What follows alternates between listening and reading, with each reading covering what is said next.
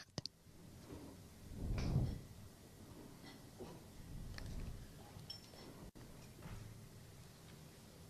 Please be seated. Veuillez vous asseoir.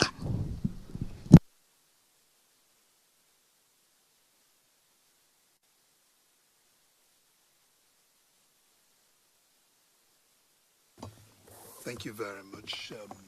Welcome everyone. Le juge président, merci beaucoup. Bienvenue à toutes et à tous. Monsieur le greffier d'audience, veuillez citer l'affaire, je vous prie.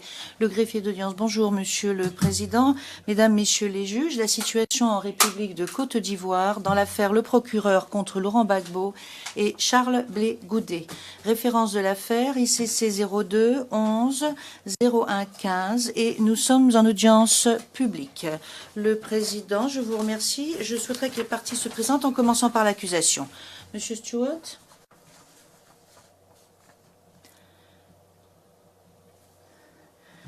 Bonjour, Monsieur le Président, Mesdames et Messieurs les juges. J'ai à mes côtés Madame Hélène Brady, premier substitut du procureur, Reynold Galmetzer, substitut du procureur. Et nous avons également l'équipe de l'affaire à savoir Monsieur Eric MacDonald, Hélène Martin Salgado, substitut du procureur, Sylvie Vidigna, gestionnaire chargé du dossier, et je suis quant à moi Monsieur James Taylor. Le président, je vous remercie. Qu'en est-il de l'équipe de défense de Monsieur Gbagbo?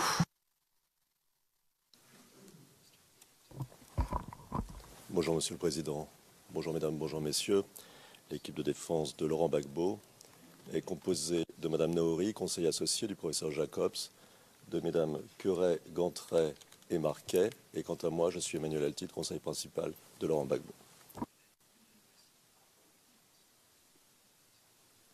Thank you very much. Le président, je vous remercie, et je me tourne vers l'équipe de défense de Monsieur Blé Goudet.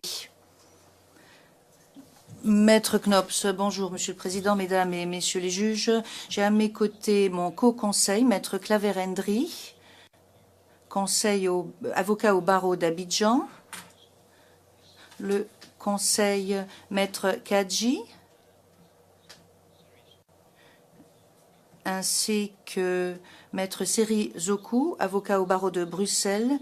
Nous avons également Madame Sarah Pedroso et Marion Carin. Le président, mais vous ne nous avez pas donné votre nom, maître. Maître Knops, je m'appelle Maître Gert Alexander Knops. Et je vous présente mes excuses. Le président, et qu'en est-il de la représentation légale des victimes?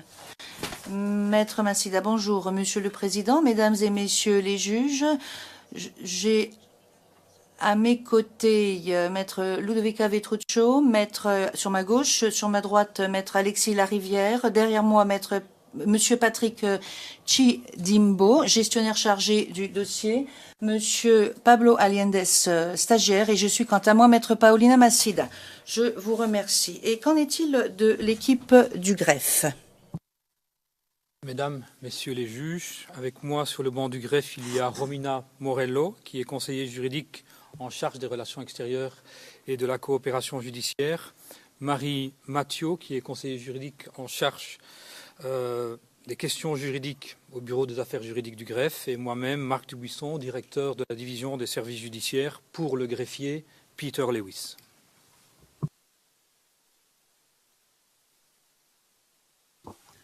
Thank you very much. Le président, je vous remercie beaucoup.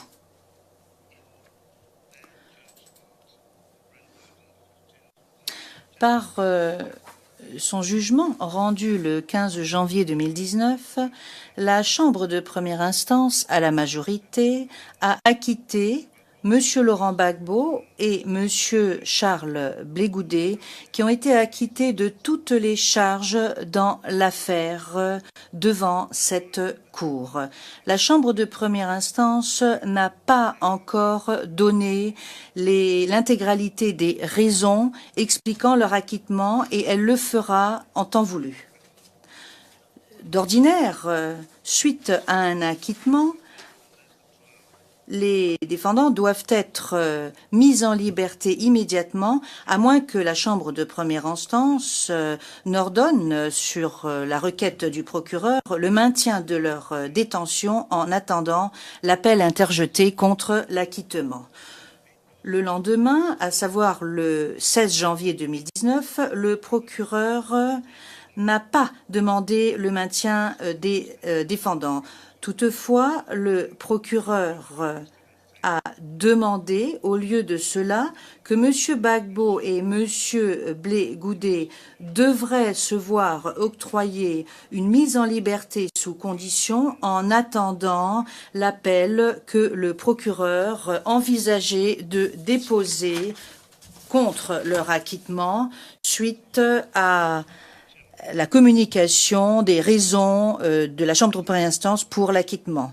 Une fois de plus, suite à une décision prise par la majorité, la Chambre de première instance n'a pas fait droit à la demande du procureur et a ordonné la mise en liberté de M. Gbagbo et de M. Blé Goudé sans condition.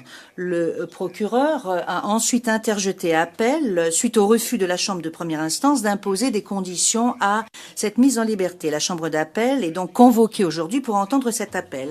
Et je dirais en aparté que ou en attendant la décision suite à l'appel du procureur le 18 janvier 2019, la Chambre d'appel à la majorité, messieurs les juges Morrison et Hofmannsky ayant exprimé une opinion dissidente, ont fait droit à la demande du procureur pour ce qui est de du maintien en détention de M. Gbagbo et de M. Blé Goudé.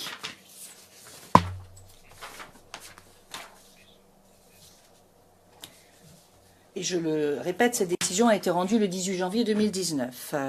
Dans le cadre de la préparation pour cette décision, la Chambre d'appel a demandé au greffier de demander les points de vue de l'État hôte et d'autres États pour ce qui est de leur prédisposition à faciliter la mise en liberté sans condition ou avec condition de M. Gbagbo et de M. Blé Goudé.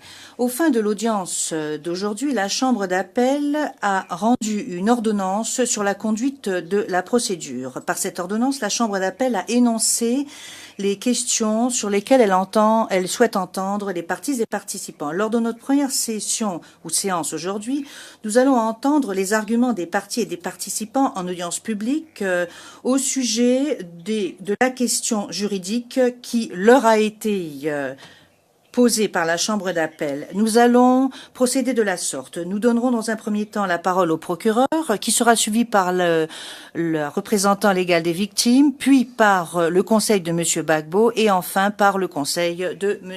Blé Goudé. Les conseils qui vont intervenir auront 20 minutes de temps de parole, chacun. Et nous exhortons les orateurs à ne pas se contenter de réitérer les arguments qui ont déjà été énoncés par écrit dans leurs écritures, mais nous les exhortons à répondre de façon complète aux questions qui leur ont été posées par la Chambre. Lors de la deuxième séance, qui aura lieu à huis clos, nous entendrons dans un premier temps les observations du greffier du greffe au sujet des conditions potentielles qui pourraient être imposées à M. Gbagbo et à M. Blé Goudé au cas où la Chambre d'appel trouve une solution appropriée pour régler cet appel. Après que les représentants du greffe auront présenté leurs observations, la Chambre d'appel entendra les arguments des parties et des participants dans l'ordre qui aura été suivi lors de la première séance, à savoir le procureur, la représentation légale des victimes, puis le conseil de M. Gbagbo et ensuite le conseil de M. Blé Goudé. Et ils auront pour ce faire un quart d'heure chacun. Les parties et participants devront présenter leurs arguments ou observations en respectant le temps qui leur a été imparti par la Chambre d'appel. Le greffier d'audience contrôlera le temps de parole et indiquera à la partie aux participants que ce temps est sur le point d'arriver à échéance. Comme cela a été indiqué dans l'ordonnance portant calendrier, les juges de l'appel peuvent poser des questions supplémentaires aux parties, aux participants pendant leurs interventions ou après. Nous allons maintenant entendre les arguments sur les questions suivantes. Première question. Sur quelle base juridique, le cas échéant, est-il possible d'imposer des conditions eu égard à la mise en liberté d'une personne suite à un acquittement? Est-ce qu'il est nécessaire d'établir dans un premier temps l'existence de circonstances exceptionnelles pour le maintien en détention au sens de l'article 81.3 petit c petit 1 du statut avant de déterminer si des conditions pourraient être imposées au lieu du maintien de la détention?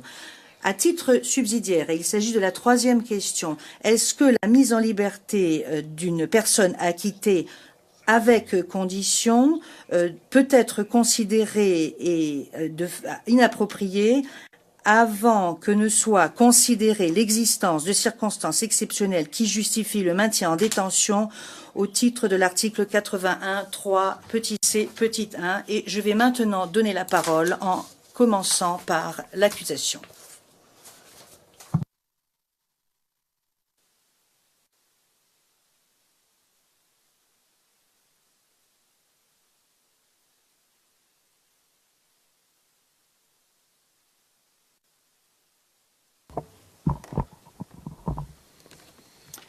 Good morning, Your Honours. Madame Brady, bonjour. Monsieur le Président, Mesdames et Messieurs les juges, je vais de suite répondre aux questions qui figurent dans le paragraphe 2 de l'ordonnance portant calendrier, questions que vous venez de nous répéter. Vous nous avez posé la première question qui est comme suit. Sur quelle base juridique, le cas échéant, est-il possible d'imposer des conditions relatives à la mise en liberté d'une personne suite à un acquittement? Par ces écritures du 15 et 16 janvier, devant la Chambre de première instance et par les arguments qui ont été présentés, l'accusation a indiqué ce qui suit. La norme relative aux circonstances exceptionnelles, norme de l'article 81.3 c petit 1, a été respectée pour M. Gbagbo et M. Blegoudé et cela justifie leur maintien en détention dans le cadre de l'appel. Ce critère étant respecté, l'accusation a avancé à titre subsidiaire pour ce qui est de leur détention que la Chambre de première instance pouvait ordonner leur mise en liberté avec condition. En d'autres termes, l'accusation a avancé qu'elle ne s'opposait pas à cette mise en liberté avec condition, à condition que les conditions énoncées dans ce dépôt d'écriture, à savoir de façon générale le fait que les conditions doivent assurer leur présence lors d'audiences futures et pour ce qui est également d'assurer l'intégrité de procédure. Dans le cadre de l'appel, nous avons fait valoir, et notre position reste la même aujourd'hui, que la Chambre de première instance a commis une erreur en décidant qu'il n'y avait pas de circonstances exceptionnelles du fait des multiples erreurs qui ont été commises. Nous avançons que la Chambre d'appel devrait corriger ces erreurs et devrait conclure que des circonstances exceptionnelles justifient leur détention et que ces circonstances exceptionnelles existent. Et après avoir fait cela, à savoir au lieu de maintenir M. Gbagbo et M. Blegoudé en détention, la Chambre d'appel pourrait ordonner leur mise en liberté avec conditions. Dans d'autres termes, si l'on s'en tient à cette approche, si vous concluez que des circonstances exceptionnelles existent, elles justifient leur détention en attendant l'appel, et cela est la première étape. Ensuite, après avoir déterminé cela, vous pourrez déterminer que si l'objectif d'une telle détention, à savoir le fait qu'il faut assurer la présence de ces personnes lors d'audiences suivantes, pourra être obtenu par le truchement d'une mesure moins restrictive pour la liberté, vous pourriez donc ordonner leur mise en liberté avec condition. Quelle est la base juridique pour ce faire? Les termes de l'article 81.3c petit 1 ne mentionnent que le maintien en détention d'une personne acquittée. Une fois que la Chambre d'appel est convaincue que le critère de l'exceptionnalité a été respecté et n'explique pas de façon expressis verbis de restriction pour la liberté étant la mise en liberté avec condition. Et pourtant, une interprétation contextuelle et avec cet objectif en tête de l'article 81.3 petit c petit 1 permettrait à la Chambre d'appel d'ordonner une mise en liberté avec condition au lieu de la détention.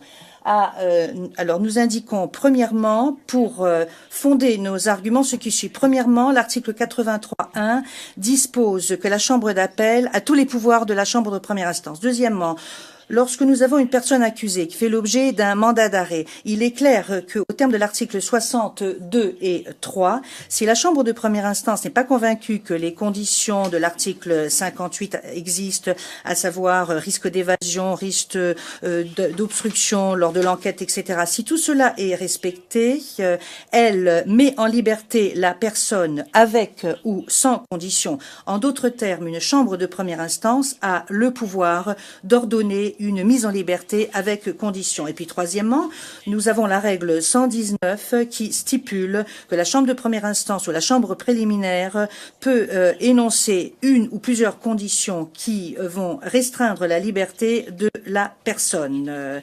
Pour ce qui est de l'interprétation du but, de l'objectif, si l'objectif du maintien en détention d'une personne acquittée en attendant l'appel, si cet objectif consiste à assurer leur présence lors d'audiences futures, si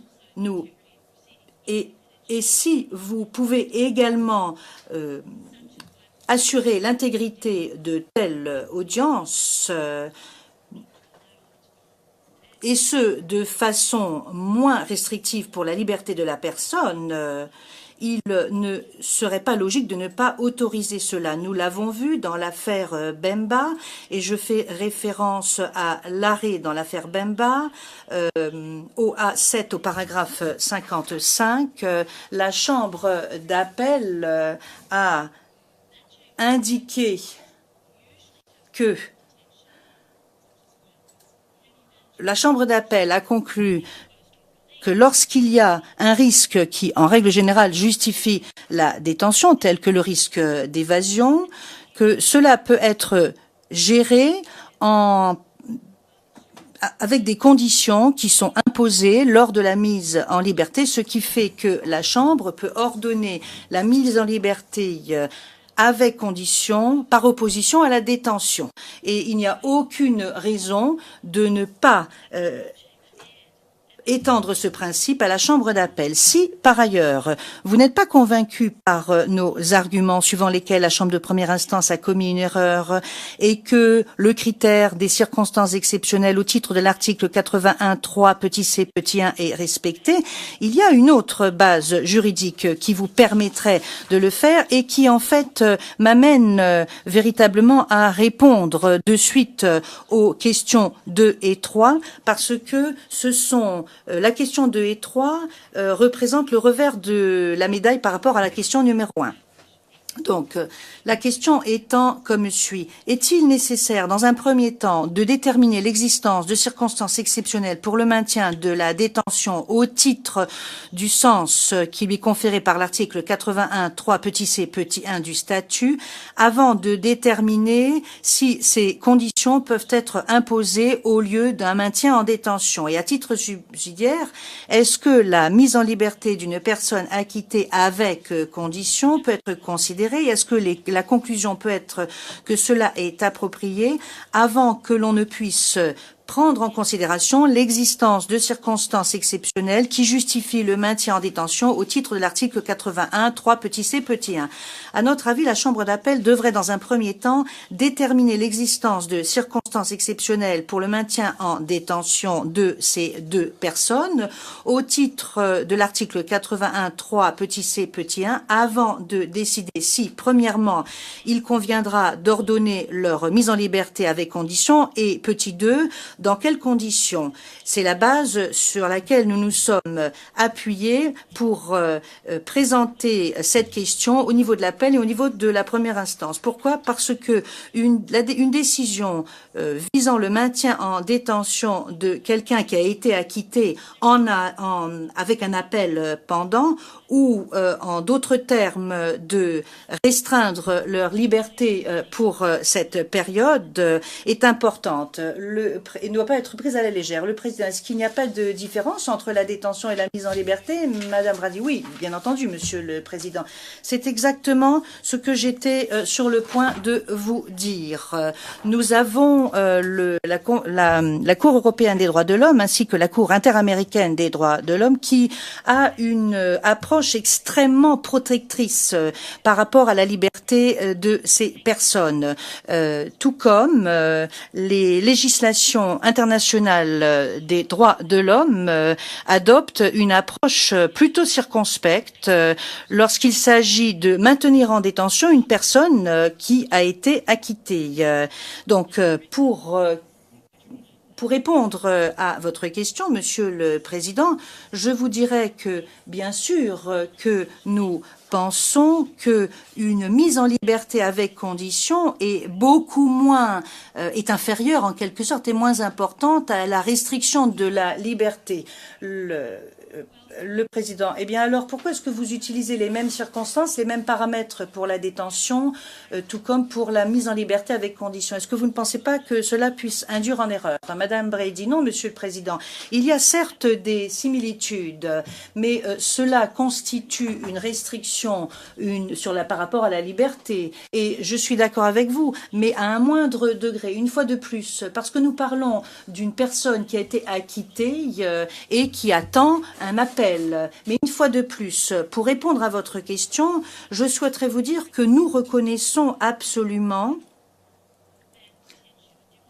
que la nature de la mise en liberté avec condition est une créature différente que la détention. C'est un mécanisme différent et nous reconnaissons que si au lieu d'avoir une détention, nous avons une mise en liberté avec condition. Cela pourrait être imposé pour faire en sorte de garantir leur présence lors d'audiences ultérieures et pour préserver l'intégrité de la procédure. Mais nous sommes d'accord pour dire que cette approche pourrait effectivement être plus appropriée au vu des circonstances. Cela en prenant en considération le fait que la Cour n'a pas son propre mécanisme d'exécution, mais est tributaire pour ce faire de la coopération des États qui doivent s'assurer ou faire en sorte que les personnes comparaissent. Donc, il y a quand même, il faut prendre en considération ce facteur. Alors, la question principale qu'il convient de se poser est la suivante. Est-ce que la Chambre d'appel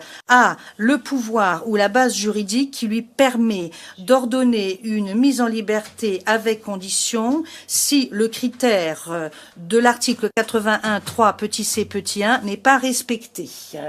Et nous avançons que ce pouvoir peut effectivement être trouvé et peut émaner de la lecture de l'article 83.1 qui stipule que la Chambre d'appel interrompue par le président. Mais avant que nous ne nous intéressions au pouvoir, Madame Brady, oui, le président, avant donc, il s'agit de savoir parce que vous devez nous indiquer si vous devez répondre à la question qui a été posée au sujet des circonstances exceptionnelles. Madame Brady, oui, je comprends cela tout à fait. Le président, avant que vous ne commenciez à aborder la mise en liberté avec condition, Madame Brady, oui, c'est absolument nécessaire. Alors, vous nous demandez si cela est nécessaire. C'était votre question. Mais parce que nous pensons qu'il existe un pouvoir indépendant pour ce faire, la réponse stricte à votre question est négative. Non, cela ne serait pas nécessaire. Mais nous avançons qu'étant donné que le critère des circonstances exceptionnelles peut être satisfait et devrait être satisfait, si vous prenez en considération ce critère, et si vous avez si au cas, par exemple, où vous ne seriez pas en mesure de déterminer que M. Gbagbo et M. Bégoudé ne sont pas en mesure de trouver un État qui permettra de respecter et de garantir les conditions de la mise en liberté avec conditions. Ce que j'entends, c'est que cela est beaucoup plus pragmatique et cela a un certain sens. Mais pour ce qui est de savoir si cela est strictement nécessaire, cela n'est pas le cas. Et pourrais-je continuer à vous présenter mes arguments? Vous pourrez peut-être comprendre davantage mon point de vue, le président. Mais peut-être que ce que vous essayez de nous dire, madame, c'est que je ne sais pas si c'est ce que vous essayez de dire, mais peut-être que vous faites référence à un scénario qui serait comme suit. La mise en liberté avec condition ne fonctionnerait pas ou pourrait ne pas fonctionner, auquel cas le maintien en détention dans ce contexte serait plus approprié et ainsi vous répondrez à la question posée au sujet des circonstances exceptionnelles. C'est ce que vous essayez de nous dire, Madame Brady? Oui, en fait, c'est ce que nous avons présenté comme argument lors du procès. Nous vous avons dit, regardez, les conditions relatives aux circonstances exceptionnelles sont respectées et à titre subsidiaire, tant que ces conditions sont respectées, l'accusation est tout à fait disposée à accepter la mise en liberté avec conditions. Et je pense qu'il s'agit d'une approche tout à fait raisonnable et rationnelle en l'espèce. Le président, oui, mais donc cela signifie... excusez-moi. En fait, si d'aucuns ne s'intéressent pas au maintien en détention, en conséquence, il n'est peut-être pas nécessaire d'avoir ces questions au sujet des circonstances exceptionnelles. Est-ce que vous nous dites, Madame Brady? Oui, fondamentalement, oui. Je pense qu'il est tout à fait essentiel d'avoir un pouvoir pour ce faire. Et ce que nous avançons, c'est que cela émane de l'article 83.1 qui dispose que la Chambre d'appel a tous les pouvoirs d'une chambre de première instance. Si cet article est lu conjointement avec l'article 64.6 petit f et l'article 62 et 60 petit 2 et petit 3. Et étant donné que vous avez tous les pouvoirs d'une chambre de première instance, donc et que la chambre de première instance a tous les pouvoirs de la chambre préliminaire, il serait tout à fait plausible, à notre avis, d'importer la logique des articles 60, paragraphe 2 et paragraphe 3 dans le contexte de l'article 81.3 petit c petit 1, à savoir il s'agit d'une personne qui a été acquittée et d'un appel qui est pendant. L'article 60, paragraphe 2 et paragraphe 3 permettent à une chambre préliminaire, à une chambre de première instance d'ordonner la mise en liberté avec conditions, même lorsque les conditions pour la détention de l'article 58 ne sont pas respectées. Conformément à ces dispositions, une chambre de première instance peut, par exemple, déterminer que l'arrestation n'est pas strictement nécessaire au sens de l'article 58, mais pourrait indiquer qu'il y a des facteurs qui militent en faveur de certaines restrictions de la liberté, pourrait décider donc d'une mise en liberté avec conditions. Si nous appliquons cette logique mutatis mutandis, à l'appel, la chambre d'appel pourrait considérer une mise en liberté avec conditions dans la situation où la chambre n'est pas convaincue que les conditions pour les détentions en appel, à savoir les circonstances exceptionnelles, sont respectées, mais pourrait considérer que certaines restrictions de la liberté sont toutefois nécessaires pour sauvegarder et préserver la procédure et assurer la disponibilité d'un recours efficace à la fin de l'appel. Et j'aimerais faire référence à l'arrêt dans l'affaire Bemba. Paragraphe 55 du document OA7. Vous avez la chambre d'appel qui observe que la chambre de première instance et la chambre préliminaire pourraient imposer une mise en liberté sous condition dans deux situations. Premièrement, lorsque la chambre n'est pas convaincue qu'il existe que des risques au titre de l'article 58 et deuxièmement, lorsque la chambre est convaincue qu'ils peuvent être atténués par des conditions pour ce qui est de la mise en liberté. La pratique du TPIR est également extrêmement intéressante. Vous avez la règle 99B du règlement de procédure et de preuve du TPIR, qui est une règle tout à fait semblable à l'article 81.3 petit c petit 1. Nous y avons fait référence devant la Chambre de première instance. Vous avez par exemple dans l'affaire Ntagerura et Blagichema, la Chambre d'appel qui était tout à fait disposée à imposer des restrictions vis-à-vis de la liberté d'une personne acquittée. Il s'agissait de restrictions de voyage, de remise de documents de voyage et du fait que la personne devait se présenter régulièrement en attendant l'appel. Et en dernier lieu, Monsieur le Président, j'aimerais répondre à votre troisième question, car si nous supposons que vous disposez de la base juridique vous permettant d'ordonner la mise en liberté sous condition. Et je pense que vous l'avez au vu des arguments que je viens juste d'énoncer. Pour répondre à cette question, si vous devez conclure qu'une mise en liberté avec condition n'est pas possible, il ne vous reste plus que 2 minutes, Madame Brady. Dit le greffier d'audience. Madame Brady, je disais donc que vous devriez vous pencher à nouveau sur la question pour savoir si le critère des circonstances exceptionnelles au titre de l'article 81.3 petit c petit 1 est respecté, pour voir si le maintien en détention est justifié pour l'une de ces personnes ou les 2 personnes.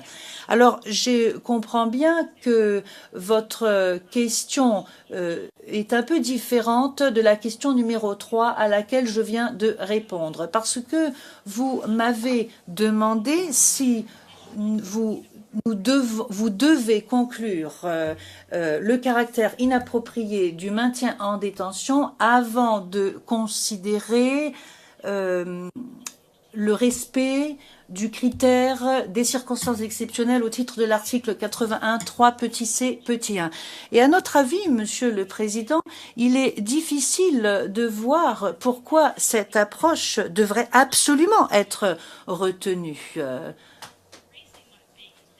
Alors, certes, je pourrais envisager qu'il s'agit d'assurer une mesure beaucoup moins restrictive avant donc de prendre en considération ou de voir si le critère militant en faveur de la détention est respecté. Mais du point de vue pratique, Monsieur le Président, nous indiquons qu'il est beaucoup plus logique d'approcher la question sous l'angle que nous avons suggéré lors du procès en première instance, que nous aimerions pouvoir réitérer à l'appel, à savoir une approche en 2 étapes. Dans un premier temps, vous vous demandez si le critère a été respecté, et ensuite vous prenez en considération le fait suivant: est-ce que la mise en liberté avec condition répond au risque de fuite, et ensuite vous ordonnez au lieu de la détention la mise en liberté avec condition, ou alors vous utilisez les pouvoirs qui vous ont été conférés et si ces conditions ne sont pas respectées ou si l'une ou l'autre des personnes venait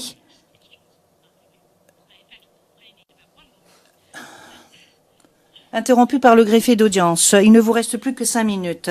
Madame Brady, j'en ai plus que pour 1 minute. Donc, s'il ne respectait pas, disais-je, les conditions qui ont été imposées, ou si l'une ou l'autre des personnes venait à enfreindre les restrictions et ne respectait pas, par exemple, la mise en liberté avec condition, il pourrait être renvoyé en détention ou il pourrait être maintenu en détention, suivant le cas, parce que le fait est que vous aurez déjà dégagé toutes les conclusions à ce sujet. Ça, c'est une considération d'ordre pragmatique que je vous propose. Voilà ce que nous voulions vous dire et cela met un terme à ma réponse au sujet de ces 3 questions, à moins que vous n'ayez une autre question à me poser. Le Président, je vous remercie. Madame Brady.